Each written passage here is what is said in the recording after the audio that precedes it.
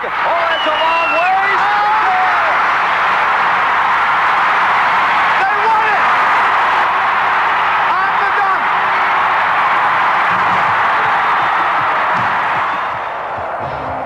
I want to talk about my father. My father was the single most important, influential person in my life. He never made a lot of money, and I think he's the richest man I ever knew. He never had a position of real importance, and yet he influenced more people than anyone else that I know. My father, Rocco Valvano. Let me tell you, so I know I'm running late. Let me tell you, you have to share. So when I got this job, my first job, I said to my pop, I said, boy, he's great, Dad. And he said, what do you want to do? I said, we're going to win a national championship. And he said, I'll be there. I said, it's hard to do that. He said, I'll be there. Right now, it took me 8 years of work before I even made the tournament. That was my dream to win, 8 years. First year I made it, coaching at Iona. I call up home, my dad, mom in New York, I said, we made it, we got a bid. So we celebrated the way Italians celebrate, we eat. You know, it was on a Sunday, we eat.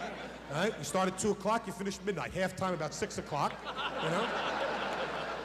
My father calls me upstairs in his bedroom, which has never been in my father's bedroom, you know? And he calls me up and he says, there's a suitcase. Now remember I told you where my family's from. My father's never left New York. My father thinks everything north of the George Washington Bridge is Canada, right? You understand that?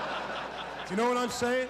Oh, he's got the suitcase. What's that for? He said, I'm going to be there when you win the national championship. My bags are packed. I said, Pop, it's hard. Well, you'll do it. We lost in the first round. The next year, same thing. We lost the second round. He said, you're Gainer. I moved to North Carolina. We made the tournament. I called him. It became a phrase, a catchphrase. My father said, my bags are packed for you. My suitcase is packed for you. And we lost, and we kept losing. Well, the year we won, 1983, I got a great picture of my father and I on center court in Albuquerque, New Mexico, hugging. And my brother gave it to me, and it said, like father, like son. It's the most important gift that I have from my brother. That picture, I know I'm not half the man my father is, but just that he knew what a compliment that would be to me. That night we celebrated. My dad said, what are you going to do now? I said, we're going to do it again. He said, no, I'll be there. I said, I know you will. Right, the next year we made the tournament, called my bags are packed, we lost. Next year we made it, we lost. But we lost in regional finals.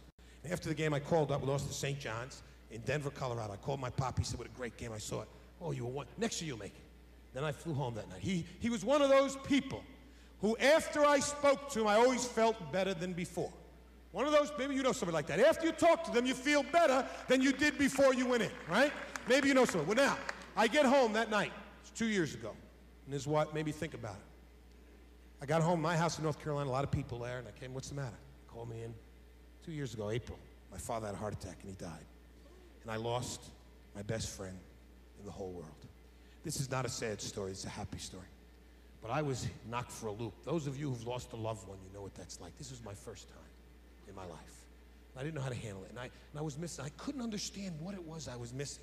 A lot of people lose, you know, the people they love and maybe handle a little bit better. What was it? I didn't see him all the time, and I was traveling a lot, right? And then it hit me, what it was he gave me. I call it that. The gift my father gave me.